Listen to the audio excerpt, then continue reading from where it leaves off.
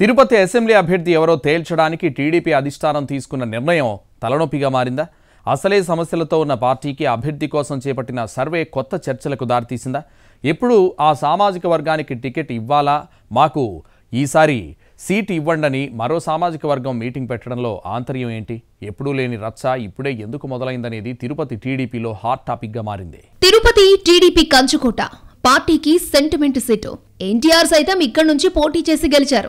గత కొన్నేళ్లుగా తెలుగుదేశం పార్టీ అక్కడ బలిజలకే సీటును కేటాయిస్తోంది. గత ఎన్నికల్లోనూ బలిజ సామాజిక వర్గానికి చెందిన సుగుణమ్మ 1000 ఓట్ల తేడాతో ఓటమి పాలయ్యారు. 2014లో ఆమె భారీ మెజారిటీతో గెలిచారు. అయితే ఈసారి సీటు విషయంలో టీడీపీ అధిష్టానం ఎలాంటి నిర్ణయం తీసుకోలేదు. ప్రస్తుతానికి ఇన్ఛార్జిగా సుగుణమ్మ కొనసాగుతున్నారు. ఎన్నికలు సమీపిస్తూ ఉండడంతో తిరుపతి సీటు ఎవరికి కేటాయిస్తారు అన్న అంశం చర్చనీయాంశంగా మారింది.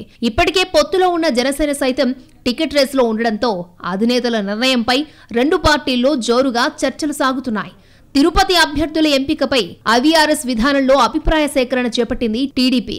మాజీ ఎమ్మెల్యే మనవరాలు కీర్తి, జేబీ శ్రీనివాస్ సహా మరో 2 పేర్లతో అభిప్రాయ సేకరణ చేపట్టారు. ఆ నలుగురు బలిజ సామాజిక వర్గానికి చెందినవారే కావడంతో తమకు కనీసం గౌరవం కూడా ఇవ్వలేదని యాదవులు ఆవేదన వ్యక్తం చేశారు.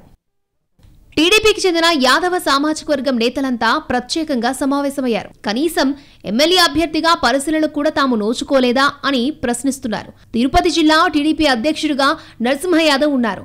ఆయన కూడా తిరుపతి టికెట్ ని ఆశిస్తున్నారు. అభిప్రాయ సేకరణలో నరసింహ యాదవ్ పేరు చేర్చకపోవడాన్ని ఎలా అర్థం చేసుకోవాలని యాదవులు నిలదీశారు. తిరుపతిలో ఎప్పుడూ బలిజ సామాజిక వర్గానికి టికెట్ ఇస్తున్నారని తామెందుకని వారంతా ప్రశ్నించడంతో పార్టీలో కొత్త చర్చ మొదలైందట.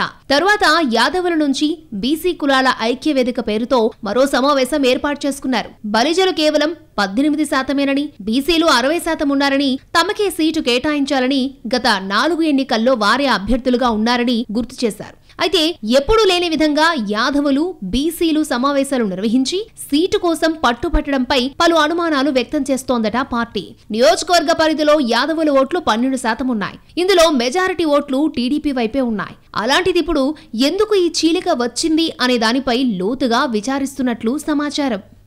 యాదవులకు తుడా చైర్మన్ పదవి సహా పలు పదవులను గత ప్రభుత్వంలో పార్టీ ఇచ్చింది.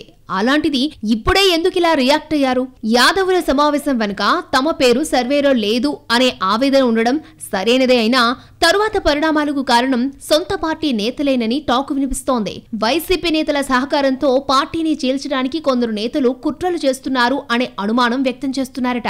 ఇలా అభ్యర్థి పేరిట అధిష్టానం చేపట్టిన సర్వే పార్టీకే ఇబ్బందిగా మారిందని, కేవలం బలిజ నేతల పేర్లు పెట్టడానికి కారణమెవరు అనే దానిపై సీనియర్లు సీరియస్ అయినట్లు తెలుస్తోంది. తాజా పరిణామాలను తెలుసుకున్న పార్టీ పెద్దలు సమావేశాలు పెట్టుకున్న సామాజిక వర్గం నేతలతో మాట్లాడారట. తర్వాత మెద్దపడ్డ యాదవులు తామంతా ఒక్కటేనని, ఎవరికి టికెట్ ఇచ్చినా గెలుపునకు కృషి చేస్తామని చెబుతున్నారట.